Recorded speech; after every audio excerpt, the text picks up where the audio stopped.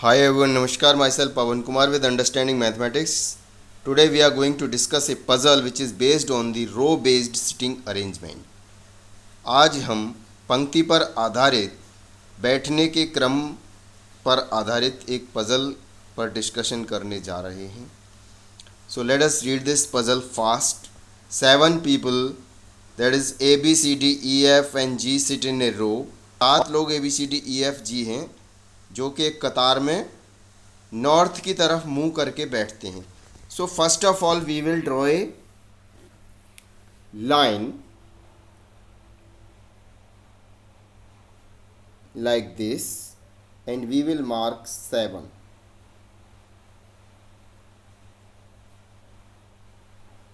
Like this, and for this here I have already pasted this handmade picture.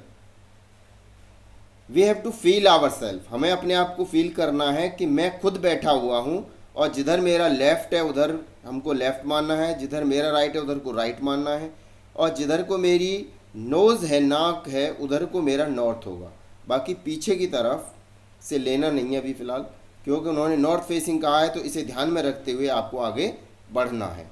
ये 7 लोग हो गए. 7 लोगों में से उन्होंने कहा है कि 2 people sit between G and A. G और ए के बीच में 2 लोग बैठते हैं. जैसा कहा जा रहा है वैसा लिख लीजिए. Neither G nor A sits at the end of the row. पंक्ति के किनारे पर ना तो जी बैठता है ना ए बैठता है. अब ये इधर उल्टा होने से भी नहीं होगा और इधर उल्टा होने से भी नहीं होगा.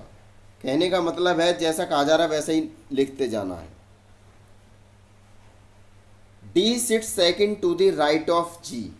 जी के राइट में दूसरे नंबर पर डी बैठता है. अगर हम इस फर्स्ट इंफॉर्मेशन को देखें तो यहाँ पर सेकंड नंबर पर डी आ सकता है. E sit second to the left of B is neighbour of D. B D का पड़ोसी है. डी का पड़ोसी है, ऑलरेडी एक जगह खाली है तो आप यहां पर बी को डाल सकते हैं. E sit second to the left of B. B के लेफ्ट में सेकंड नंबर पर ई बैठता है. सो यहां पर आप ई बड़ी आसानी से प्लेस कर सकते हैं. ऐसा करने से 5 लोग ऑलरेडी प्लेस हो गए. जी और ए की बात थी तो वो किनारे पर बैठते नहीं हैं. F sits to the immediate left of C. C के इमीडिएट लेफ्ट में एफ बैठता है.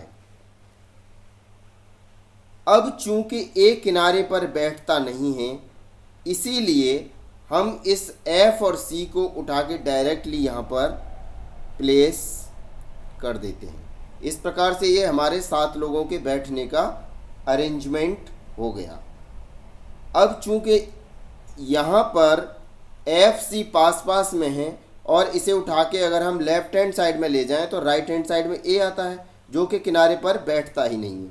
इसीलिए ये एक्सेस इन्फॉर्मेशन हो जाएगी और इसको कुछ नहीं करना, जैसा कहा जा रहा है वैसे का वैसे ही प्लेस कर देना है क्विकली. सो अभी इस इन्फॉर्मेशन को हम यहाँ पर लिख देते हैं as it is. This is E G B D A F and C. Rest of the information are access, so we will erase it. Based on this information, now we are able to give the reply of the asked question. इसके आधार पर जो प्रश्न पूछे गए उनका हम उत्तर फटाफट दे सकते हैं. Which of the pairs sit at the end of the row? पंक्ति के किनारे पर कौन कौन बैठते हैं यानी जोड़े में, तो E और C बैठते हैं. ये यहाँ पर E और सी बैठते हैं. उत्तर हो जाएगा who sits third to the left of A. A के लेफ्ट में तीसरे नंबर पर कौन बैठता है, so we can check it here from A is here first second third, so third is G. Answer to the second question is G. What is the position of D from the left end? Left end से D की स्थिति क्या है? First, second, third, fourth. So from the left end D is at fourth place. How many people sit between B and C? B और C के बीच में कितने लोग बैठते हैं? बी और सी के बीच में 1 2 3 तीन लोग बैठते हैं बी और सी के बीच में. What is the position of A with respect to C? C के सापेक्ष ए की स्थिति क्या है? Second to the left. इसका आंसर हो जाएगा second to the left. That way we can solve this row based puzzle. So thanks for being with us.